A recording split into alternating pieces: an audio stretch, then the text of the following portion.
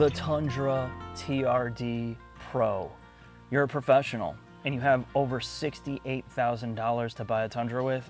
This is what you want, because you want that extra 25% off-road capability. And since the regular Tundra is hyper capable, this is going to be a very unique usage case. And if you can even find it for MSRP, good luck. So let's talk about it. Since it carries over most of the same things from the other Tundras, I'm not going to rehash everything. The outside is where we're going to start. Just take a look at it. It looks bold. I don't know all the marketing terms, but you can fill in the blanks. There's a bigger grille, there's TRD Pro logo stamped, and look at the tailgate. Other than that, it's the same 5.5-foot bed that you see on many of the other trucks. It just is raised up. There's no running boards to hurt your ground clearance. And they add this TRD light bar, which has LEDs in the front. You can see this quick video. In a rural area, it's amazing. Between the low beams, the high beams, and the light bar, it really does light the upper part of the road. Hyper impressive in the right conditions, like on the interstate. Now, let's talk about the interior space. Two-tone leather, or two-tone soft tex, excuse me. You can only get this in certain colors like black and white. If you want the orange color, you get an all-black interior. The rest of it is typical TRD stuff. You have a TRD steering wheel, shifter, and some of the other accents like the stamping and the actual seats themselves. But other than that, most everything on this interior space looks like a regular Tundra, from the infotainment to the gauge cluster. But let's head into the shop. We're going to talk about the mechanical changes, which is a majority of what you care about. Underneath the TRD Pro, and since Jack is arguing with his butler today about why his cheese board was not left out on time, I have to deal with this. And I'm going to cover the mechanical differences with the TRD Pro, since we've already covered most of the Tundra attributes and other vehicles, and a lot of it is carryover, from the engine and transmission being the same. The iForce Max is standard here with a parallel hybrid system where they put an electric motor in between the trans and the engine. The nickel metal hydride pack is the same. It is interior mounted under the rear passenger seats. It's a smaller pack, should be cheaper to replace and easy to get at. So gear ratios, all of that fun stuff is the same. It's all the things you've come to expect with the upper trim level Tundras. So here we have it. The front is much different because you have huge skid plates and armor over key parts of this truck. So when you're going off-roading, you're not going to damage things. It's got a lift of 1.1 inches. And you can see you have these enormous TRD sway bars and massive end links. You have aluminum knuckles and aluminum uprights, including aluminum Fox shocks, which have internal bypass valves, which activate based on the amount of load that they're seeing. So travel can change oil flow. There's multiple paths in there. In the back, you have aluminum Fox shocks as well. However, this time you have a piggyback canister. Not really remote. It's not located elsewhere, but it's there. And this gives you that middle ground. It's kind of that middle ground suspension from like a Raptor or a TRX, because there's no electronics that control the shocks. They're on their own, and there's no air ride either. Your coil springs all the way around, which are also beefed up. The spring rates are different, of course, to accommodate the fact that this has a much longer travel and higher ride height. The wheel and tire package here is BBS forged 18-inch wheels. And of course you get 33-inch tires, which again, you could argue there's bigger out there, but Toyota is always more conservative. Again, this is not a true hardcore like Raptor competition. It's not trying to be. So the other things to note are the TRD exhaust. It is beefy, it looks very high quality, and it gives this truck a little bit of throat from a rather muted twin turbo V6. You have a 2-speed electronically controlled transfer case with ELSDs. However, you do have an electronic locking rear differential on the TRD version. You get a 32-gallon fuel tank as standard on the TRD Pro, and somewhere around 11,000 pounds of towing capacity. So you have that. You have a lot of overhead here, whether you're taking it off-road or towing, which is great. Now you're stuck with a 5.5-foot bed, which may be a problem for some, but that's pretty much industry standard at this point for high-performance trucks like this. The steering has been altered, of course, to be expected. 3.2 turns lock to lock versus 3.4 on the regular truck, and a 49-point-inch turning circle. The approach angle is up about 4 inches to 26.2. I think the big takeaway here is they haven't tried to reinvent the wheel. Most of the changes here have been bolt-ons, with the exception of the rear electronic locker. Most of this stuff you could probably handle with the aftermarket, but it's all here with a factory warranty. So I'm going to take this on a brief street drive and kind of talk about how it feels with the updated suspension.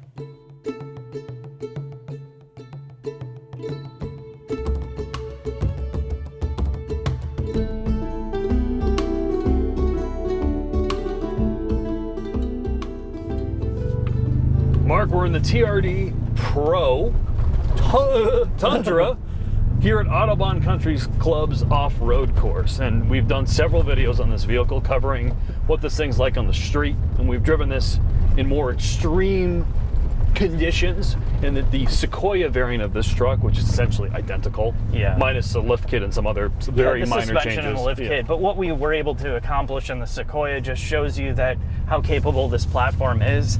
But to be real, most of the modern trucks that have an off-road package now, excluding TRX and Raptor, every truck is hyper capable. So the stuff this kind of off-roading. I mean, this type of stuff, it's like a non-issue. It's almost like driving on pavement. It's super smooth, it's super quiet, you get a ton of confidence. There's never a part of driving this where you're like, oh man, it's out of its element. And I think the fact that you can do that in most of the regular trucks, and then you just amp this up another 50% for most people that will never even tackle real off-road or rock crawling, it's overbuilt. So, if you keep that in mind, I think this makes a lot of sense. The other thing I said in the shop is Toyota's always been more conservative in their TRD offerings compared to Ford and Chevy and of course they're not going to build a TRX or Raptor R. Right. This is more like a Trail Boss or like the Tremor we drove. Yes, absolutely. So tell me about the suspension. What do you think overall? I think out here, the dampers do a really good job eliminating some of the unpleasant harshness where the bumps don't go through your spine. But on the street, when compared to the Platinums with their auto-leveling rear shocks or air shocks in the back, this doesn't ride as well on the street. And you also take a penalty with fuel economy on the highway. Yeah, it's noisier. And it's noisier with the tires. But I mean, it's not horrible. It's still a really quiet, refined truck. And I was driving 90 miles an hour, and then other than the tire wear, I mean, honestly, it's totally livable. I did 1,000 miles in this to go back and forth to Detroit for the Raptor R launch. And I was blown away by its overall refinement, its quietness. My complaints is I think Ford and the F-150 now is so refined. Yeah. And honestly doesn't cost as much as this does. Yeah. That other than potentially the reliability problems with the Ford product, which, this Tundra is unproven largely at this point. Yeah, at least the drivetrain is unproven. It's going to take a few more years to figure out if is it going to be as bulletproof as the old Tundras were. I hate to be this guy. I think I'd go with the Ford because I think the interior, because they have so many customers, they focus group that car to death. I think the door cards are more usable, the seats are more comfortable. But, that's just my personal opinion. I don't know, man. I've really gotten used to this. I like the new infotainment in it. I like the usability. I like how quiet it is. And the big thing is I like the fuel economy of the hybrid drivetrain.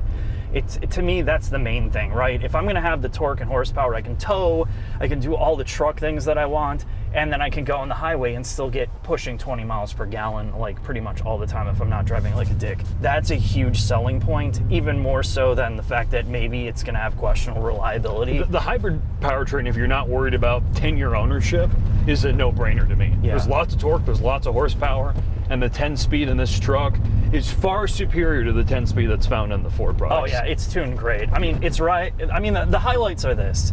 It's quiet, it's comfortable, and basically it tackles most terrain, zero fatigue, zero worry.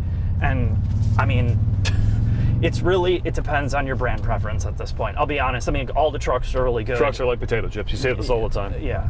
So I think let's get into the final thoughts, Jack, and we'll get into the nitty gritty of what I think. All right.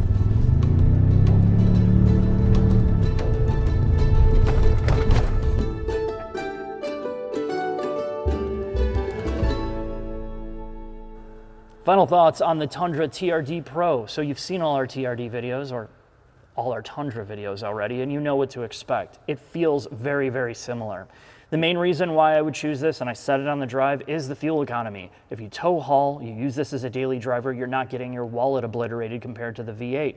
The performance, the torque's good, the electric hybridization is not overly complicated, which is great if you have to repair it down the road. The battery pack's easy to get to.